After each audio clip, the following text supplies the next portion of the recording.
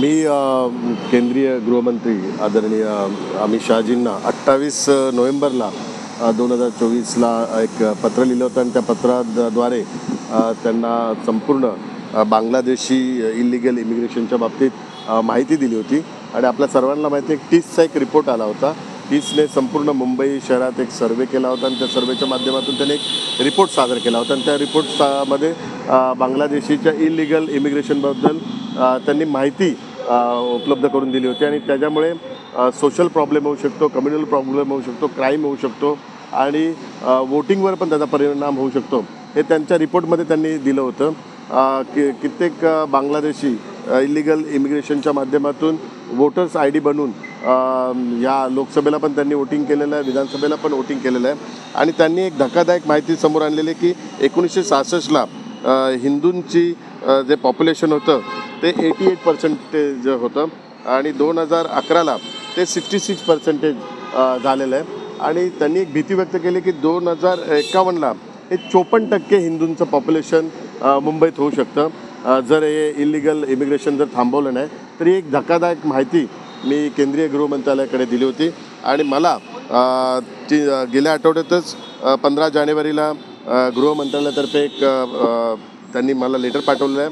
त्यांनी chief secretary of government of Maharashtra आणि DGP Mumbai police headquarters यांना हा टीसचा जो रिपोर्ट आलेला त्या रिपोर्टनुसार संपूर्ण महाराष्ट्रात कारवाई करण्याचा आदेश त्यांनी या ठिकाणी गृहमंत्रालयाने दिला आहे. त्यामुळे आता गृहमंत्रालय पण या सर्व जी टीसच्या माध्यमातून जी माहिती उपलब्ध झाली आहे त्याची गांभीर्याने दखल घेऊन आता कारवाई चालू केलेली आहे. आणि आपल्याला सर्वांना माहिती आहे की सैफ अली खान यांच्यावर जो हल्ला झालेला आहे त्याच्यामध्ये पण बांगलादेशीच आरोपी सापडलेला आहे.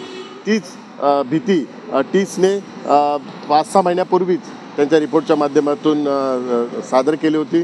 त्यांनी केंद्राकडे आणि राज्याकडे कारवाई करण्याची मागणी केली होती आणि त्यांनी त्यांच्या रिपोर्टमध्ये ह्याच गोष्टी सांगितलेल्या की इलिगल इमिग्रेशनच्या माध्यमातून बांगलादेशी या ठिकाणी क्रिमिनल ॲक्टिव्हिटीमध्ये इन्व्हॉल्व होतील आणि भविष्यात मुंबईच्या लॉ अँड ऑर्डरचा पण प्रश्न निर्माण होऊ शकतो. या ठिकाणी कम्युनल पण राईट्स या ठिकाणी होऊ शकतात.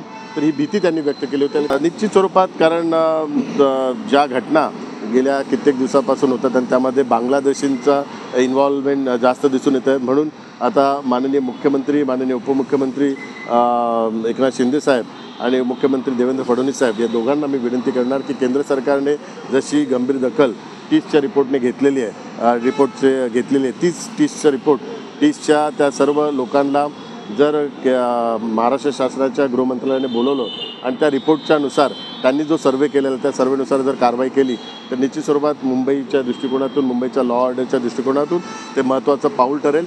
आणि जी भीती व्यक्त त्यांनी केली आहे हिंदूंची जी संख्या कमी होते 2051ला 54% जी होईल तर त्याकरता पण एक महत्त्वाचं पाऊल राज्य सरकारच्या माध्यमातून होईल.